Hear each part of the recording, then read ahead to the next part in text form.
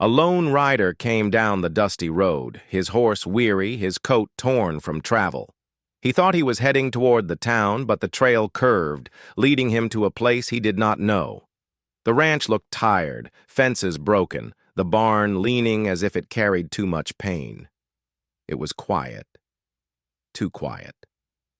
He slowed his horse, unsure if he should turn back, but then from the porch, a little girl stepped forward. Her eyes were wide, not afraid, only certain. She whispered words that froze him in place. God sent you. The land stretched out in silence, but it was not the kind of peace that calms the heart. It was the silence of something missing, something torn away. The grass was dry, patches of earth showing through like old scars. The house stood tall, but its paint had faded, its windows dull, as if they had stopped shining long ago. A broken swing creaked in the wind, moving with no child upon it. The fences leaned, tired of standing, and the barn roof sagged under years of weight. It was not just wood and soil that felt heavy here. It was grief, pressed into every corner of this land, like the echo of laughter that once lived but was gone. He sat frozen in the saddle, unsure if he had truly heard her voice or only imagined it. The little girl stood barefoot on the porch, her dress faded, her hair tangled from the wind.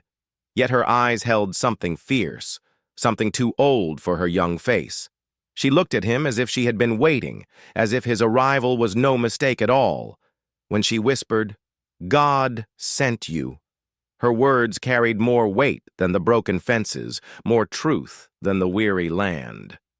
The rider felt a chill run through him, not of fear, but of destiny, the kind a man cannot turn away from, even if he wants to.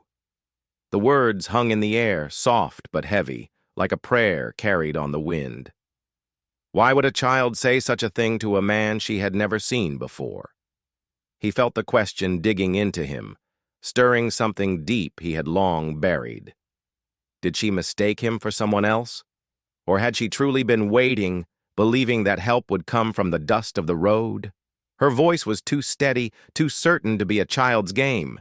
He could see it in her eyes, loneliness, hope, and something unspoken, as if her little heart carried secrets too big for her years. And so the question burned in him. Why him? Why now? The man slid off his horse slowly, every movement heavy with weariness. His face was lined not just from the sun, but from battles no one could see. His hands were rough, his shoulders carried the weight of years that had not been kind. He had no family waiting for him, no place to call home, only memories that cut deeper than any wound. A scar ran across his arm, another across his heart, both reminders of a past he never spoke of. He had come this far trying to outrun those shadows, yet wherever he went, the silence of loss always followed. To the world, he was just a stranger. To himself, he was a man broken in ways he could never mend. The ranch told its own story before a single word was spoken. The fences leaned, patched with rope where nails had long run out. The barn doors sagged, one hinge rusted through, and inside only a few thin animals shuffled, ribs showing through their hides. The house, though still standing, wore its grief openly, curtains torn, roof patched with tin. On the porch stood a woman, her face pale from worry, her hands rough from work that never ended. Beside her clung a young boy, thin and restless, his eyes sharp with hunger yet older than his years. And the little girl, hopeful, fragile, watched the stranger with a gaze too deep for her small frame. This was no thriving ranch. It was a family clinging to survival, led by a mother who carried both the weight of the land and the emptiness left by a husband buried too soon. The widow's eyes narrowed as she studied the man, her body tense like a gate half closed. Out here, strangers could mean trouble. Drifters looking for food, thieves looking for weakness, men with smooth lies and dark intentions. She had learned the hard way that trust was costly, and she had little left to give. Yet the truth pressed against her pride. The fences were falling faster than she could mend, the fields were drying without strong hands to turn the soil, and her children were growing thin on meals too small. She wanted to send him away, to guard what little they still had, but her heart whispered what her lips would not admit. Without help, the ranch, and maybe even her family, would not last another season. At first, his presence felt like a stone in their quiet life. Heavy, unwanted. But small moments began to shift the air. He drew water from the well without being asked, patched a broken fence post the boy had been struggling with, and left a share of his own food on the table when he saw their portions were thin. The little girl followed him with quiet trust, handing him nails as he worked, her laughter breaking through the silence of the ranch for the first time in months. Even the widow, though guarded, caught herself watching as he carried buckets with ease, sparing her weary hands. Yet the tension did not leave. Every kindness was met with caution. Every gesture weighed against the fear that one day he might vanish, leaving them more broken than before. He told himself it would only be for one night. A roof over his head, a chance to rest his weary bones, and then he would ride on at first light. But morning came, and the boy asked if he could help mend a corral. The girl begged him to stay for supper again, her eyes shining with a hope he could not turn away from.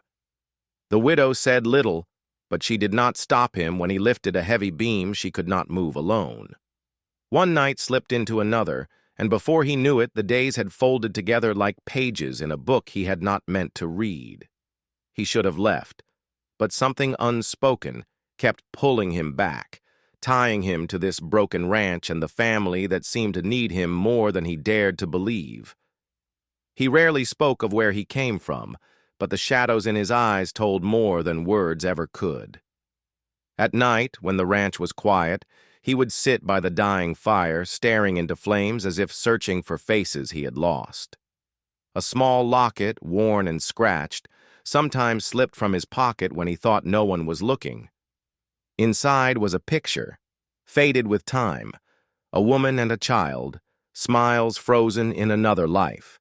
He carried them not as comfort, but as weight, a reminder of the family he had once failed to protect. Some said it was betrayal that drove him away. Others whispered it was a mistake that cost lives. Whatever the truth, it followed him like a ghost, heavy and silent, marking him as a man who carried grief deeper than scars on his skin. The family's silence carried its own story. The ranch had once been alive with hope, built by a father whose hands dreamed bigger than his land could hold.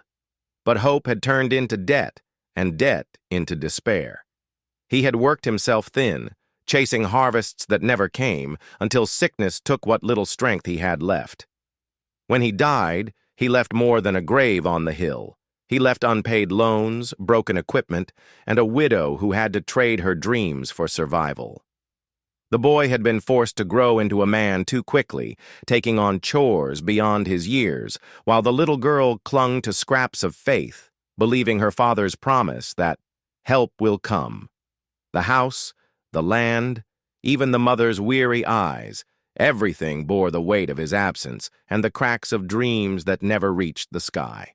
Slowly, without anyone saying it aloud, the stranger began to stitch himself into the fabric of their days. He showed the boy how to hold a hammer steady, how to guide a stubborn calf without force, how to ride a horse with patience instead of fear. The boy's shoulders, once bent under burdens too heavy, started to lift with quiet pride.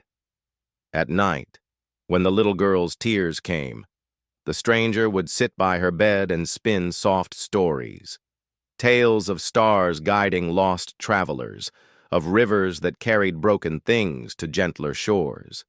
She would fall asleep, clutching his words like treasures. And for the widow, though she fought it, his presence was felt in every fence mended, every beam lifted, every moment when her weary hands were no longer alone. It wasn't love, not yet, but it was something she thought she had lost forever: hope. The peace they had begun to find was fragile, and it did not last long. One evening, as the sun bled into the horizon, riders appeared at the edge of the ranch. Their shadows stretched long across the dust, their voices loud and sharp. They were not strangers to the widow, debt collectors who had circled like vultures since her husband's death, or bitter neighbors who wanted her land for cheap.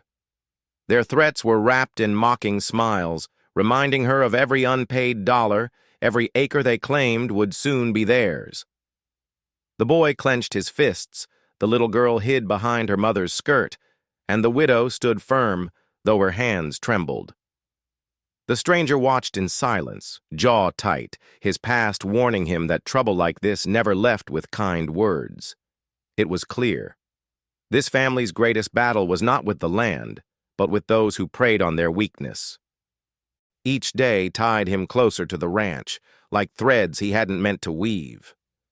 The boy looked to him for guidance, the girl for comfort, and even the widow, though guarded, allowed his shadow to fall beside hers without protest. Yet when he lay awake at night, staring at the dark rafters above, a knot of fear twisted in his chest. This was not his home. These were not his children. And he was a man with too many ghosts, too many mistakes chasing him. He feared that if he stayed, his broken past would poison the fragile hope they had begun to build. Still, when dawn came and the girl's small voice greeted him with a smile that felt like forgiveness, he found himself unable to leave. The pull of belonging was strong, but so was the terror that he did not deserve it. The days stretched into weeks, and though his hands had brought life back to the ranch, doubt still clung like dust in the corners of the house. The widow watched him closely, torn between gratitude and fear. She saw the way her children looked at him, how the boy mirrored his steps, how the girl leaned on his every word. Part of her longed to surrender to that ease, to believe he had been sent to heal what was broken. But trust was not a gift she could give lightly, not after loss had already stolen so much. The boy argued that they needed him. The girl whispered that God had chosen him, but the mother's heart wavered. Was he a blessing, or just another wound waiting to open? The family stood at a silent crossroad, caught between the risk of faith and the safety of suspicion. The widow carried her fear like armor, polished by years of disappointment. She could not let herself believe too quickly, not when trust had once cost her everything. Each time she saw the stranger's hand steady her son's grip on a tool, or heard her daughter's laughter spill because of one of his stories, her heart pulled forward, yet her mind yanked her back. She remembered her husband's promises that had turned into debts, the neighbors who spoke kindly but stole behind her back, the men who offered help only to leave when the work grew hard. She had learned that betrayal often wore a gentle face, so she kept her distance, her words clipped, her eyes guarded, as if holding a wall high enough might keep her children safe, even if it meant locking out the very man who seemed sent to save them. One night, after the chores were done and the ranch had gone quiet, the stranger packed his few things in silence. The weight in his chest was heavier than the saddle he slung over his horse. He told himself he was doing them a kindness by leaving, that he was only a shadow darkening their fragile light. The widow's guarded eyes replayed in his mind, her silence cutting deeper than any blade. He thought of the boy, who deserved a real father, and the little girl, who deserved someone she would never have to watch walk away. He believed he was a burden, a broken man who could never be more than a passing hand. The road stretched before him, dark and endless, calling him back to the life of drifting he knew too well. Yet, as he reached for the reins, a small voice from the porch whispered his name. His hand froze on the reins when he heard her voice, small, trembling, but certain as the stars above. The little girl stood barefoot on the porch, her nightdress brushing against her ankles, eyes glistening in the moonlight. She looked far too young to carry such heavy words, yet her voice did not waver. "God sent you. Don't go." The stranger felt the ground shift beneath him, as if the earth itself refused to let him leave. In her eyes, he saw something he had not seen in years: pure belief, untouched by doubt. She wasn't pleading out of fear of losing a helper. She was holding on to faith, the kind that made a man question every reason he had to walk away. His chest tightened, torn between the instinct to protect her hope and the fear that he could never live up to it. The night after her words, the sky itself seemed to split open. Dark clouds gathered heavy and low, and a storm rolled across the land with a fury that rattled the bones of the ranch. Rain lashed against the windows, lightning split the fields into blinding flashes, and the wind tore at the fences already weak with age. One strike of lightning set the dry barn roof ablaze, flames climbing high into the black sky. The boy rushed forward, desperate to save what little they had, but the widow held him back, fear in her eyes. And then, without hesitation, the stranger charged into the fire. He hauled water, tore burning boards away with bare hands, and drove the terrified animals to safety through smoke that clawed at his lungs. Every move screamed of a man willing to lose himself to keep this family standing. That night, in the storm's fury, he ceased being just a guest. He became their protector.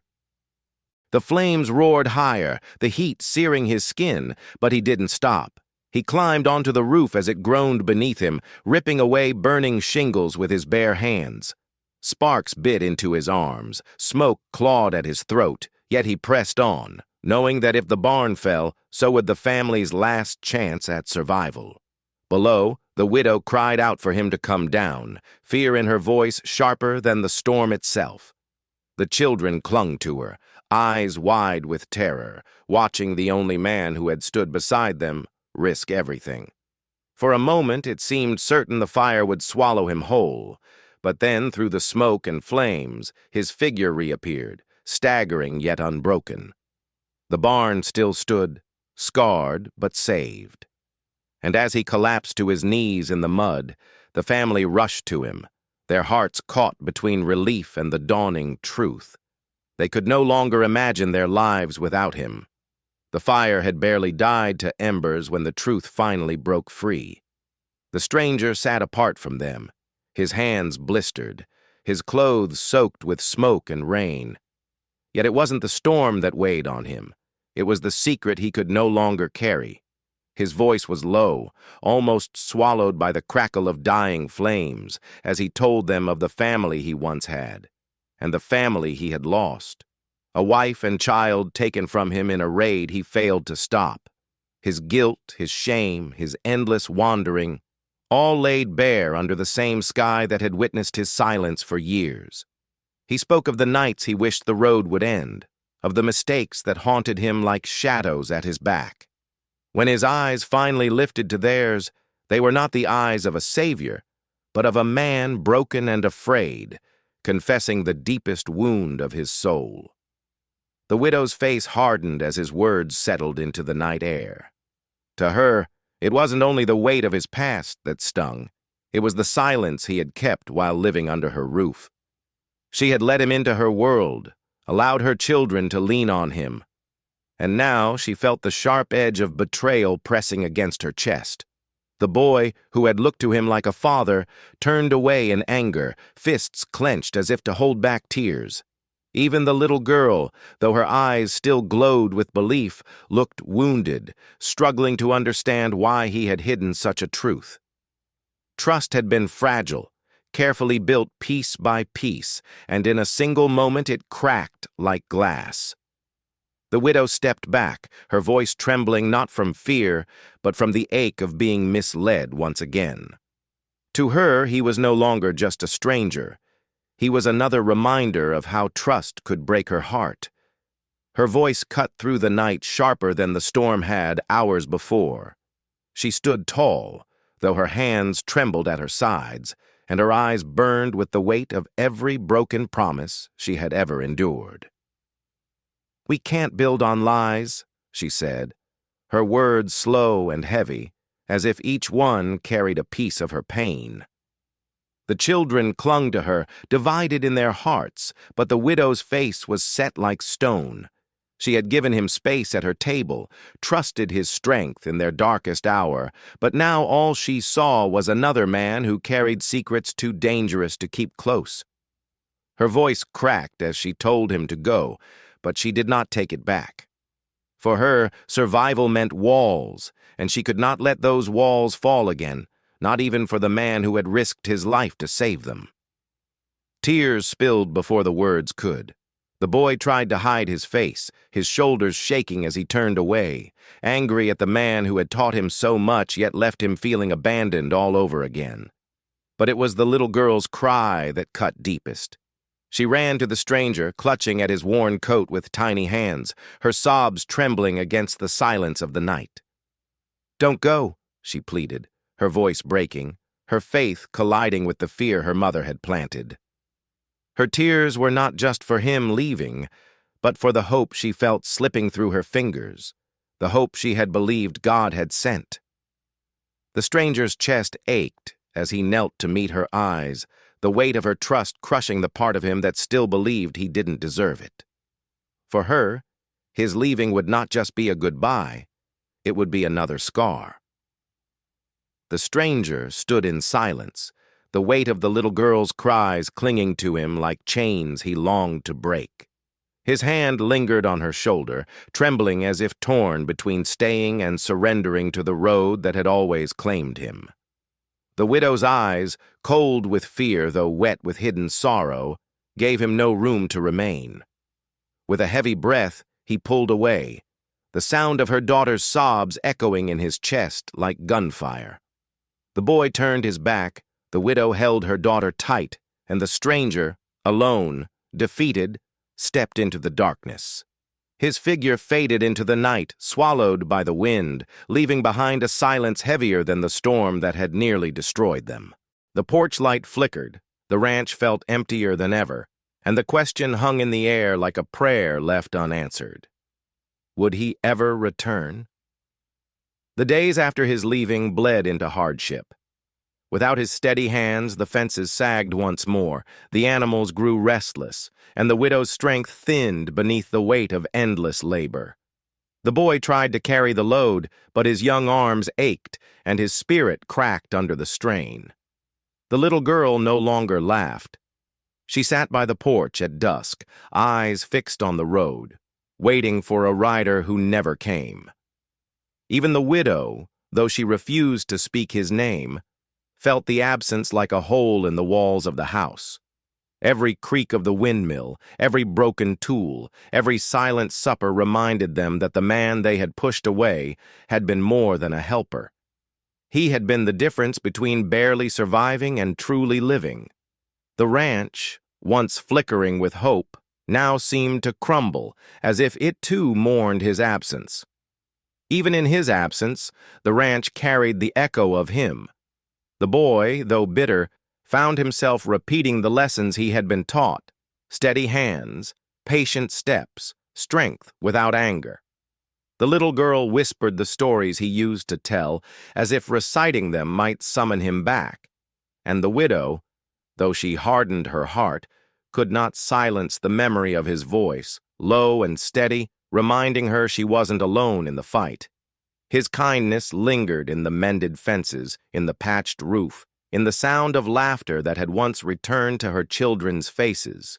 Each trace of him was like a ghost, not haunting to hurt, but haunting to remind.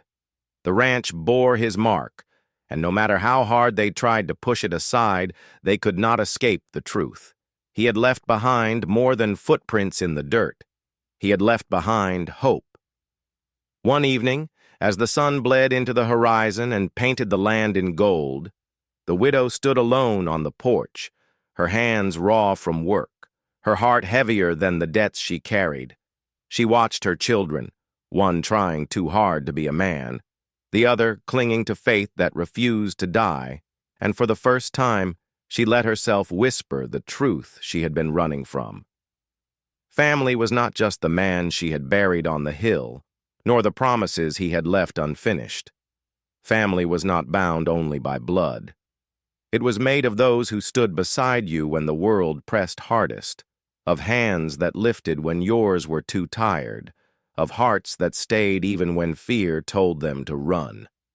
In that quiet moment, the widow's walls began to crumble, and with them came the aching realization. The stranger she had pushed away might have been the answer she had prayed for all along. The night trouble came again. The ranch shook under its weight. The debt men returned, harsher than before, their voices like knives cutting through the dark. The boy stood in front of his mother, fists clenched though his body trembled, and the widow held her daughter close, praying for strength she no longer had. Just as despair threatened to swallow them whole, the sound of hooves thundered across the barren road. Out of the shadows rode the figure they thought lost to them, the stranger, scarred but unbroken, his eyes burning with a fire fiercer than the storm that once tested him. He dismounted without a word, placing himself between the family and the threat, his presence alone shifting the balance of fear. In their darkest hour, when all seemed certain to collapse, he returned, not as a wanderer, not as a guest, but as the shield they had prayed for. The fight that followed was not just with fists or fire. It was with courage, drawn from every scar they carried. The stranger stood tall against the men who came to take what little was left, but this time he did not stand alone. The boy, trembling yet determined, lifted a tool like a weapon, ready to protect the only home he had ever known. The widow, voice steady, faced the men with a strength born from years of survival, refusing to bow to fear. Even the little girl, clutching her mother's hand, whispered prayers into the night, her faith like a shield over them all. Together they drove the threat away, not because they were the strongest, but because they were united. And when the danger passed, they turned to the work of mending what was broken. Fence by fence, beam by beam, they rebuilt the ranch, not as a memory of what was lost, but as a promise of what they could build together. When the dust had settled and the ranch stood whole again, the family gathered on the porch beneath the quiet stars. The boy leaned against the stranger, no longer angry but proud, while the widow stood close enough that their shoulders almost touched, her guard finally lowered.